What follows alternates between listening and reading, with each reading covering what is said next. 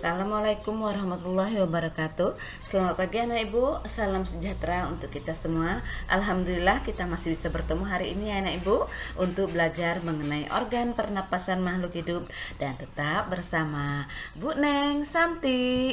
Iya, alangkah baiknya sebelum pembelajaran kita mulai, bacakan doa sesuai dengan agama dan kepercayaan kita masing-masing, agar apa yang kita lakukan hari ini membawa manfaat untuk kita semua. Oke, kita akan berbicara mengenai alat pernapasan manusia. Kalau ditanya apa alat pernapasan manusia, jawabannya adalah paru-paru, bukan hidung. Tetapi hidung itu adalah organ yang dilalui udara menuju ke paru-paru. Hidung adalah organ yang dilalui udara menuju ke paru-paru, ya. Nah, yang dihirup oleh hidung itu adalah O2 atau oksigen. Yang dikeluarkan dari hidung atau dari paru-paru itu adalah CO2 atau karbon dioksida. Oke, dari hidung udara masuk menuju ke batang tenggorokan.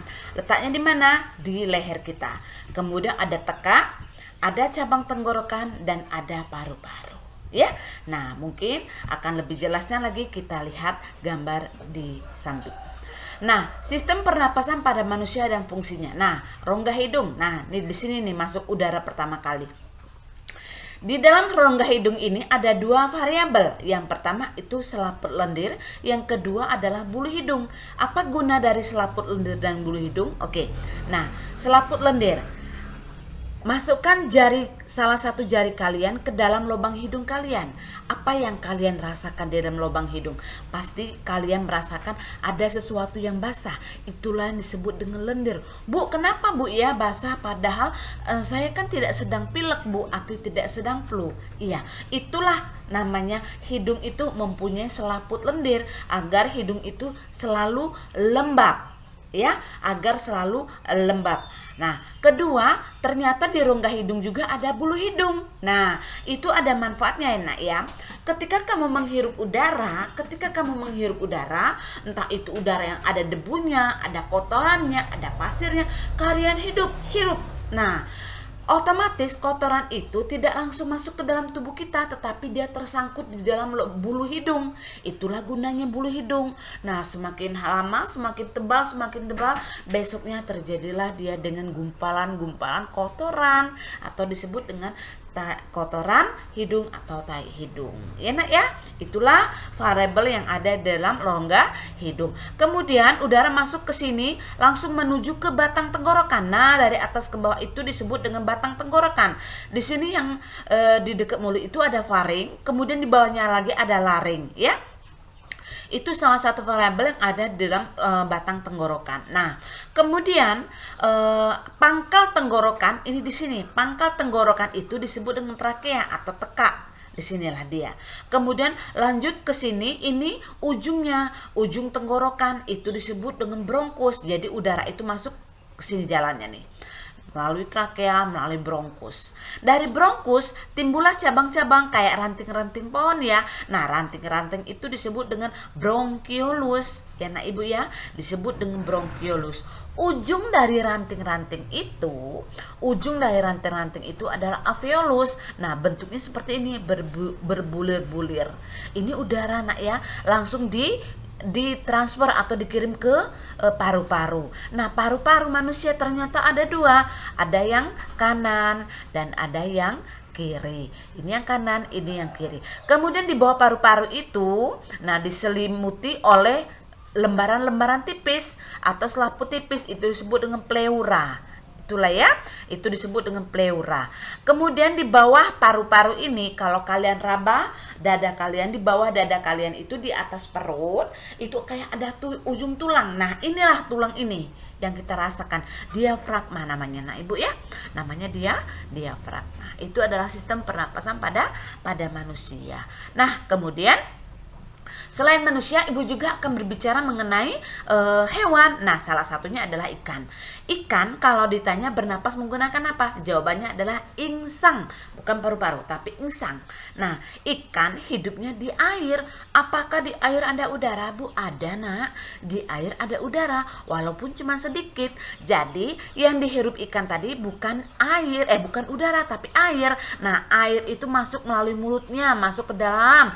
Disedotlah udaranya oleh si ikan. Airnya dikeluarkan lagi lah melalui insang ini tadi. Insangnya berada di sini. Jadi kalau ditanya ikan bernapas menggunakan apa? Menggunakan insang. Ada dua ikan yang menggunakan paru-paru. Ikan apa itu, Bu? Ikan lumba-lumba dan ikan paus. Ya, Ibu ya. Selebihnya ikan menggunakan insang. Lanjut. Ada kata atau kodok. Nah, kata itu disebut dengan hewan amfibi. Kenapa? Karena dia bisa hidup di dua alam. Nah, ketika si kata ini atau si kodok ini masih kecil, dia masih berjenis kecebong, dia bernapas menggunakan insang karena dia berada di air. Ketika dia sudah menjadi dewasa, dia berubahlah bernapas menggunakan paru-paru. Insangnya nggak ada lagi dan dia bisa hidup di darat. Itulah yang disebut dengan hewan amfibi. Oke, lanjut. Paru-paru. Nah, paru-paru pada burung. Burung kalau ditanya bernapas menggunakan apa? Menggunakan paru-paru karena dia tidak bisa hidup di air. Ya, Nak, Ibu ya. Nih paru-paru burung ini. Tetapi ada satu keistimewaan yang diciptakan Allah kepada burung. Apa itu, Bu?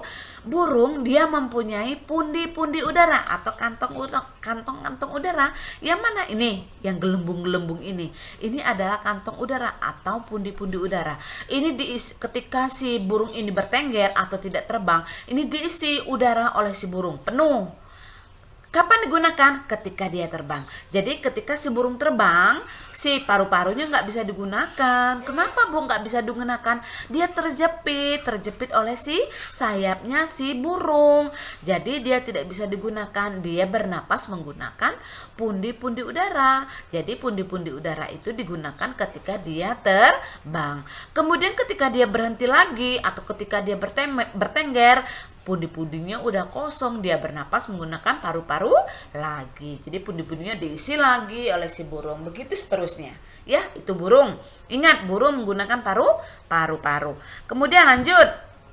Ada cacing. Nah, cacing kalau ditanya menggunakan apa? Cacing adalah permukaan kulit.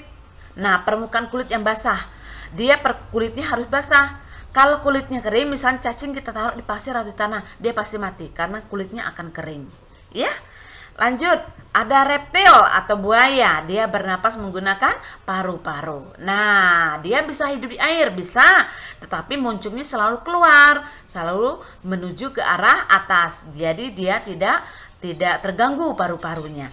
Kemudian lanjut, ada lagi trakea pada hewan serangga.